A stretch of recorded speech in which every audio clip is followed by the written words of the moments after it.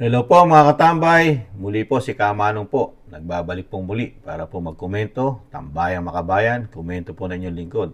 Ito po, ang ating mga kapitapitagang mga senador sa pangunguna po ng kapatid po ng Pangulo, ang ate, talagang ubod po ngayon ng tutok, di umano, dahil malapit na po ang halalan, kailangan po magpabango. Pero ang nawawalang pera ni Juan de la Cruz, hanggang investigasyon na lang po yata, ito po.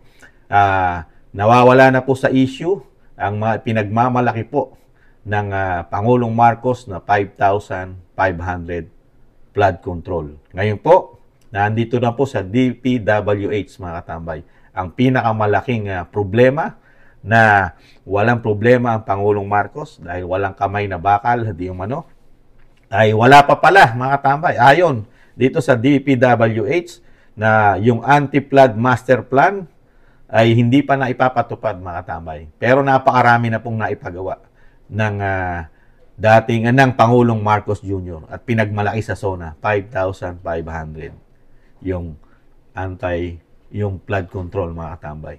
Na hindi na sana tayo babahaing kuno mga katambay. Ito po, naagulat po. Sikat na sikat po ang mga senador ngayon mga katambay dahil malapit na nga ang halalan. Ito po, pakinggan po natin sa UNTV. Magtapat po tayo kasi ang pagkaalam ko hindi naman kumpleto yung master plan na yan, sagti-tagti at hindi lahat ng major waterways ay kasama dyan. Totoo ba ito? Kinuwestiyon ng ilang senador ang mga kaukulang ahensya ng pamahalaan kaugnay sa master plan para sa flood control pangunahin na sa Metro Manila. Bilyong-bilyong piso naman nila ang nilalaan para sa mga proyekto sa flood control, partikular na sa Department of Public Works and Highways. Ngunit tila mas lumala pa ang pagbaha sa ilang lugar. Paliwanag ni DPWH Secretary Manuel Bonoan, may mga master plan ng flood control sa 18 major basins sa iba't ibang lugar sa bansa noon pang 2012. Kabilang na dito ang flood control master plan para sa Metro Manila at karatig lugar. Ngunit hindi pa rin aniya nagsisimula ang implementasyon nito dahil marami pa itong pagdadaanan na proseso, kabilang na ang feasibility study o pag-aaral kung posibleng magawa ang proyekto. The master plans are still currently being updated at this point in time. Take into account actually the climate change phenomenon and other factors that have to be incorporated in the master plan. Nilinaw naman ni Secretary Bonoan na hindi kasama dito ang mahigit 5,000 proyekto para sa flood control na natapos na sa ilalim ng administrasyon ni Pangulong Ferdinand Marcos Jr. Able to complete all these projects that were implemented previously but were not completed by 5,521 projects, Mr. Chair. Let me clarify what are these projects all about. These projects are what we call the immediate relief projects for flood mitigation. Dismayado naman si Senador Amy Marcos dahil sa kawalan ng implementasyon ng master plan dahil na rin sa kawalan ng budget para rito. So ang sinasabi po ninyo, ang maaasahan lang ng Pilipino, ng buong sambayanan, itong tagpi-tagpi, patse-patse, tingi-tingi na magbibigay ng immediate relief sana, ngunit yung malakihan, malawakang flood control ay wala na. Ganun po ba? Nakakalugmok po Hiling naman ni Senador Nancy Binay na isumite ng DPWH sa komite. Nakakalungkot talaga dahil pera ng taong bayan, taxpayer. At kayo, puro swelduhan lang dyan. Di po ba? Tapos, mababalitaan po ng sambayan ng Pilipino na Juan de la Cruz na kung mag-ubos po ng pera, daan-daang bilyon ng budget na ginagastos po ng DPWH. Di po ba? Magmula po, pumutok ito. Yung issue na ito, nung pag-upo po, 2022, dito ba? 2022. Nagka-problema na po. At hindi pala kasama rito sa issue na ito at walang problema yung 5,500 na proyekto ni Pangulong Marcos mga tambay. Kaya lang, naramdaman ba natin yung proyekto na yon ni Pangulong Marcos? Yung 5,500 flood control, nakakalungkot lang po. Talagang napakadali po nilang itwist at hindi pasamain ang proyekto ng Pangulong Marcos. Ang problema po, yung sinasabi, yung anti-flood master plan ay hindi pa na ipapatupad. Pero yung ginawa na 5,500 na proyekto ni Pangulong Marcos, walang nakikitang problema ron, mga katambay. Napakagagaling po ng mga nasa gobyerno natin ngayon, mga katambay. Pag pumuputok ang ganitong issue at nalalantad ang kanilang kapalpakan at ang sinasabing pagwawaldas na bawal sa bagong Pilipinas, ito po, napakalaking pera po ito, mga katambay, na ginugugol po ng taong bayan, ng taxpayer ni Juan de la Cruz para po dito sa mga proyekto na ito ng DPWH, lalong-lalo na dito po sa flood control na kailangan ng ating bansa dahil ang ating bansa ay talagang immune sa pagbaha. Pero sa kabila nun, ginugugulan ng taong bayan ng budget para sa mga taong ito na sila humahawak ng pera ng bayan. Ganyan lang po makikita ni Juan de la Cruz na pagtatrabaho sa atin. Na nasaan napupunta? Tanong lang ni Kamanong, saan napupunta ang bilyong-bilyong kwarta o pera na hinahawakan taon-taon sa loob ng 12 buwan? Pero ang ating magigiting na senador, nakita po natin, napakagagaling mag-imbestiga. Pero sa lahat ng inimbestigahan itong mga senador na ito, wala namang nakukulong. Wala pang nakikita nakukulong si Kamanong, mga katambay. Lalo ngayon, napakahirap makulong ng mga yan dahil mga appointee po yan ng Pangulo, mga katambay.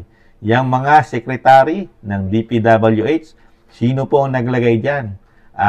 Senadora Amy Marcos, ang inyo pong kapatid. Pinagkakatiwalaan po na inyong kapatid yan. Kaya nga po nalagay sa pwesto yan, yung sekretary ng DPWH, dahil po sa inyong kapatid. Babakbakan nyo po ngayon, hawak na, nakasandal sa pader ang sekretary, mga katambay. Di po ba? Sasabihin nyo po ba na ang appointee, ang pinagkakatiwalaan ng presidente ay puro korap? Ganun po ba? Pinagkatiwalaan yan. Piling-pili yan. Piling-pili. Pinili po ng Pangulo yan para maging sekretary po ng DPWH. Tapos, pagbibintangan nyo at sasabihin nyo nasaan ang mga proyekto na magbibigay lang ng tagpi-tagpi ang DPWH. Di po ba? Sino kahiyahiya niyan? Di po ba kahiyahiya yung nagtiwala na Pangulo ng Pilipinas? Ang nag-appointed dyan, ang nag-appointee. Di po ba? Kaya dito po sa nakikita ni Kamanong investigasyon, media mileage para pumutok ang pangalan, bumango, dahil ang karamihan dyan ay tatakbong muli sa posisyon sa darating na taon, sa susunod na taon, mga katambay. Kaya dito po, sa nakikita ni Kamanong, dito po sa proyekto na ito ng DPWH, lalo sa flood control ng ating bansa, wala na.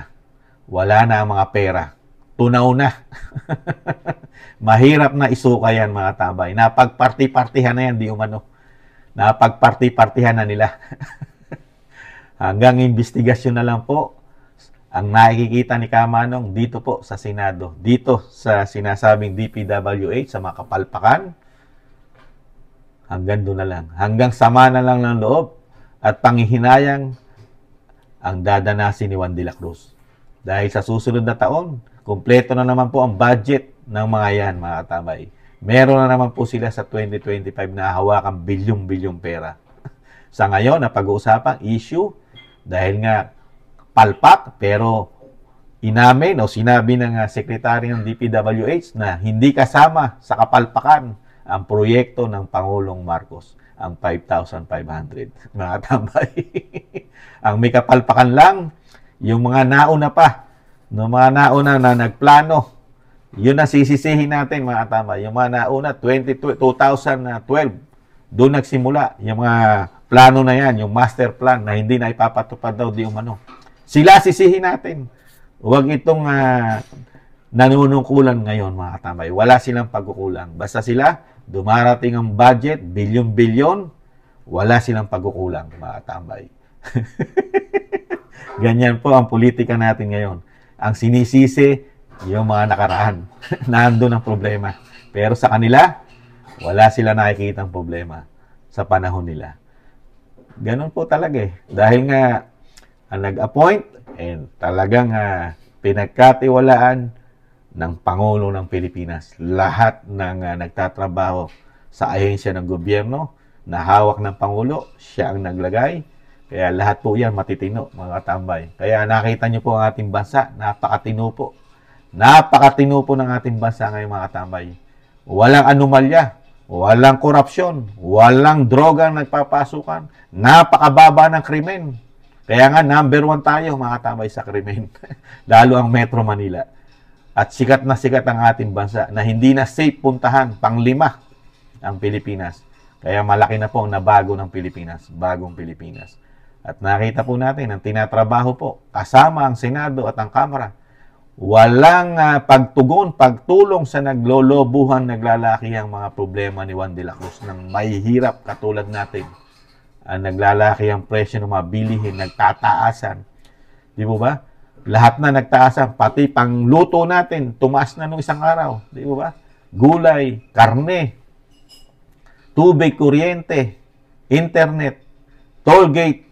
Ano pa ba ang dapat baka sa susunod, mga tambay, pati yung hangin na nilalanghap natin sa kapaligiran, pagbayarin na tayo ng gobyerno, mga tambay. Kasi binabayaran naman talaga natin yung oxygen pag tayo nasa ospital.